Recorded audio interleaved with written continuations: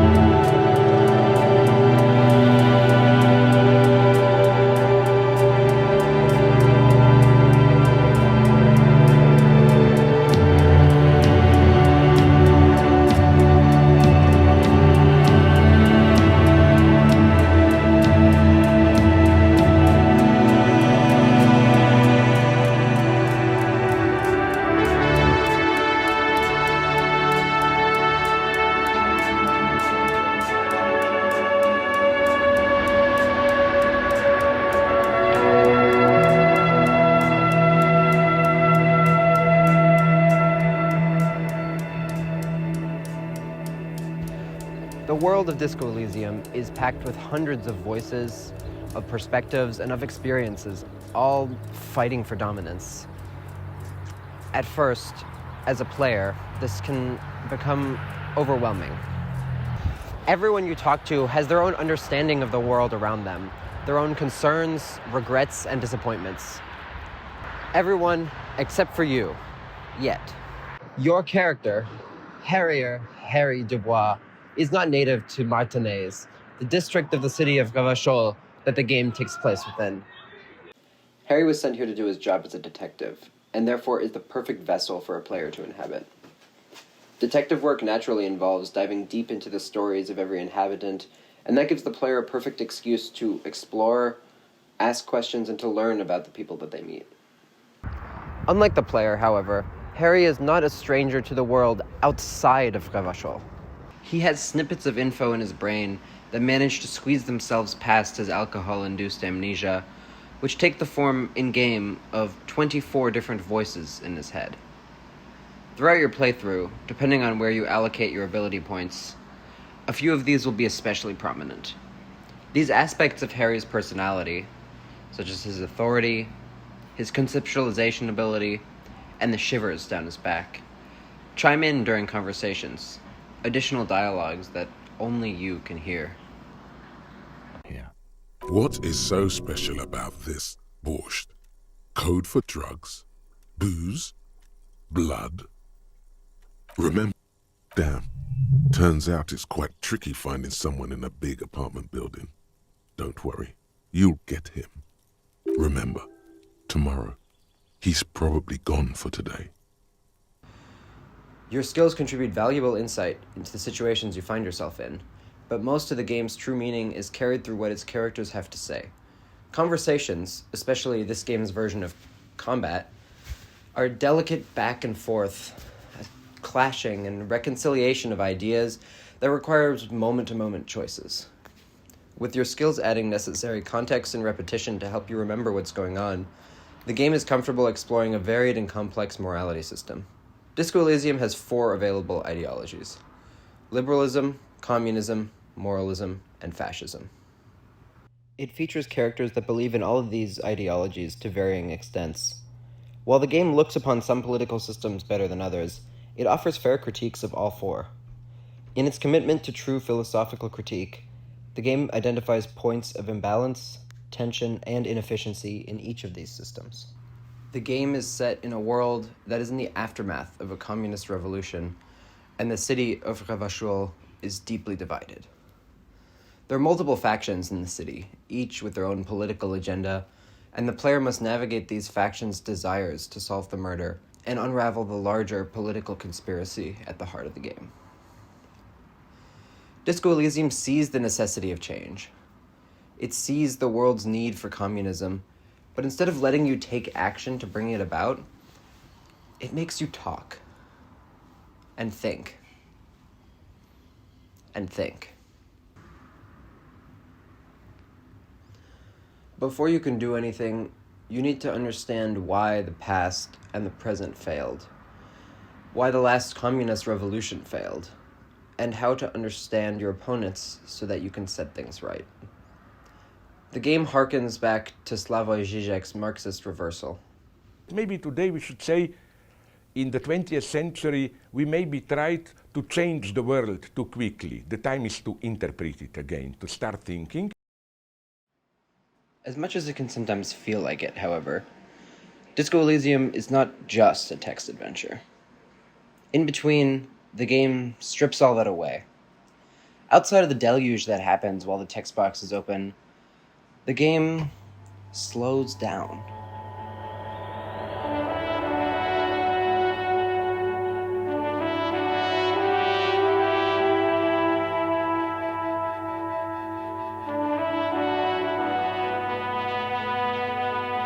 In an article he wrote in 2000, theme park designer Don Carson speaks about his experiences. One of the trade secrets behind the design of entertaining themed environments is that the story element is infused into the physical space a guest walks or rides through. In many respects, it is the physical space that does much of the work of conveying the story that the designers are trying to tell.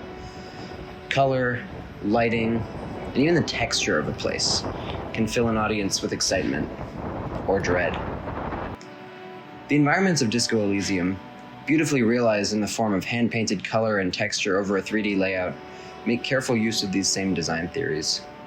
The somber grays and rough materials coating the city streets convey a city long past its heyday, exhausted from years of revolution. The obscuring darkness of the DeLorean church draw the player to the stained glass window, just like Harry, and like everyone else who worshipped Dolores Day. The bright, alarming reds and heavy foreground elements in Everett Clare's office make the player feel trapped, cornered, which you are. Like it or not, you only come here in dire need of his help. And the soft pastel colors of Harry's flashbacks communicate, without dialogue, the wistful romanticization he has for his past life. With such loud voices and bold environments, Disco Elysium is not afraid to show its players how it wants them to feel. Like all the greatest films, it puts forth a set of ideas for its audience to ruminate on.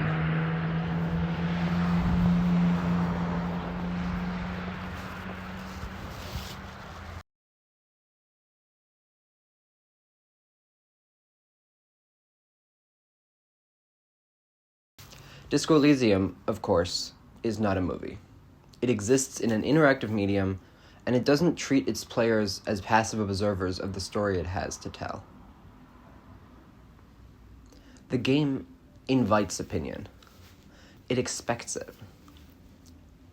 At dozens of points throughout your journey, the game gives you dialogue choices that allow you, as the player, as Harry, to take a stance on a topic. The game wants to share what it has to say, but for its story to work, it needs its players to have an opinion that the game's characters can react to. Cham, we love you. You could be a fascist, a communist, a free market idealist. You could be gay, homophobic. The game even features multiple flavors of racism that Harry can internalize and espouse. Disco Elysium expects its players to come to the game with preconceived social and political opinions, and it expects those players to think about how those opinions apply to the situations with which they are presented, and project themselves onto the blank slate that is Harrier Dubois.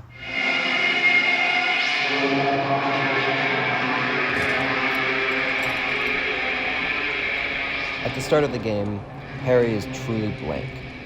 You don't even know what his face looks like until you choose to look in the mirror, and you don't know his name until you hear other people speak it first. Harry? This blankness is a result of severe amnesia brought about by a week-long drugs and alcohol, mostly alcohol, binge right before the start of the game. Clearly, the moral choice if there is one, is to sober him up, to start him on the path to healing. Harry needs to get off the bottle to get back into society. The game tempts you away by making drugs almost exclusively useful, challenging your resolve on the issue, but it never oversteps. It always allows the player the ultimate choice, whether to play a sober, suffering, difficult version of the game, or a doped-up, efficient detective. Along with unprecedented control over your character, Disco Elysium offers a wide range of dialogue options, and the choices made by the player can have a significant impact on how other characters respond to them. Depending on the player's choices, characters may become hostile or friendly, and provide valuable information or items. Disco Elysium also features multiple branching paths and endings, which are determined by the player's choices throughout the game. Depending on the choices made throughout your playthrough, you may end up with different companions, discover different pieces of information, and even reach different conclusions about the murder case at the heart of the game.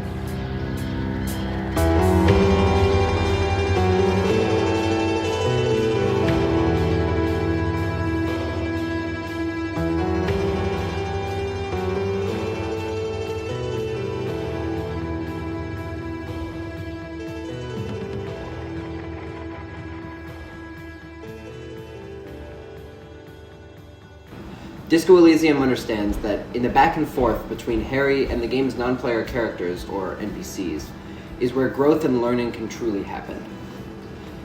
It understands that, as a player, you have your own beliefs, your own personal and social values that you bring to the table, and it's ready to take those apart, to examine every element until it finds a crack.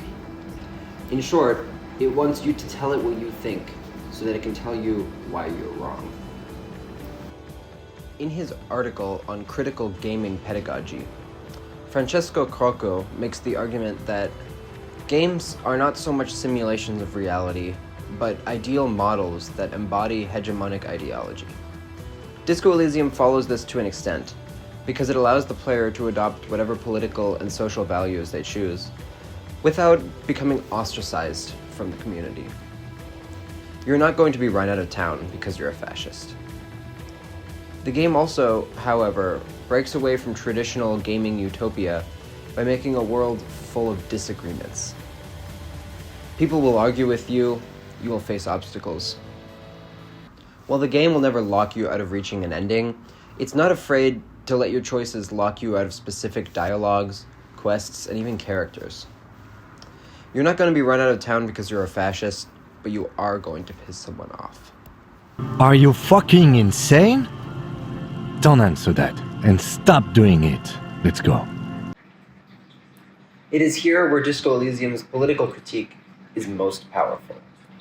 Whatever ideas Harry espouses, the game highlights flaws, failures, and logical gaps. You're a communist? Sorry, they failed. You're a fascist? Oh, they failed too. An ultra-liberal? Congratulations. You know your place, subservient to the moralists. Oh, you're a moralist. No, you aren't, dumbass.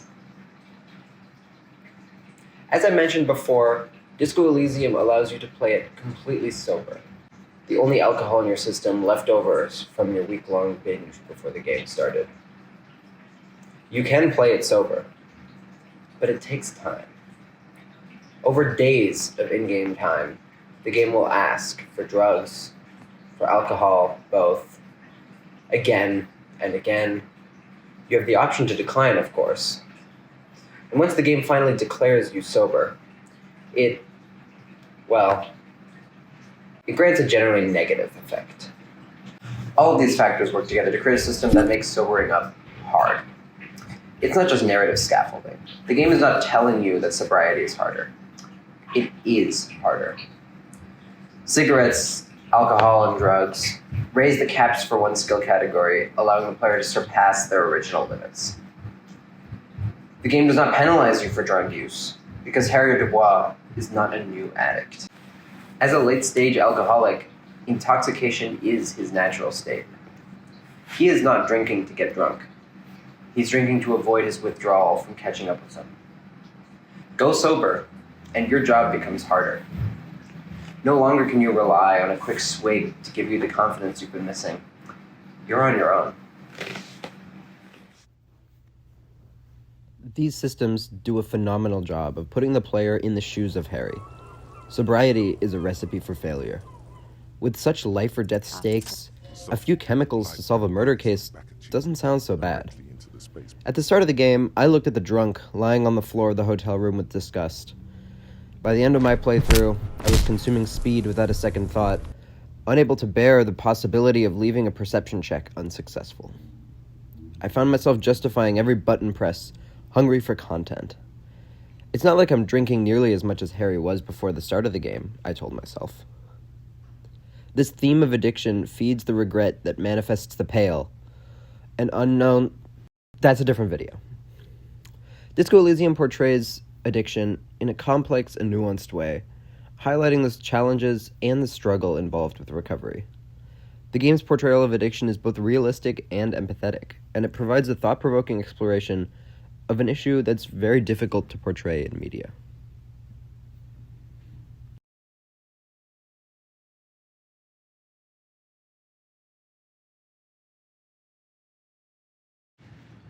All of these interactions and responses are in service of a greater purpose. Through its narrative and gameplay mechanics, Disco Elysium encourages players to think about a wide range of real-world concepts. The game may be set in a fictional world, but it draws heavily on real themes and ideas, and presents these ideas in a way that's both accessible and really engaging. The dialogue system allows players to choose their beliefs, and NPCs discuss these topics. If the player is willing to engage in these conversations, the game will respond. Every facet of Disco Elysium is oozing with opportunities for learning and growth. The complex world, with its rich history and political landscape, explores a wide range of real-world issues: addiction, class struggle, and the impact of colonialism. Through the game's narrative, players can learn about these issues and gain a deeper understanding of the real concepts that underpin them. The more I reflect on my own playthrough of the game, the more I come to understand it, not just clinically, but intuitively. Disco Elysium is the kind of game that, when given a chance, can reshape how you see the world. So if you haven't, do yourself a favor and play it. Please.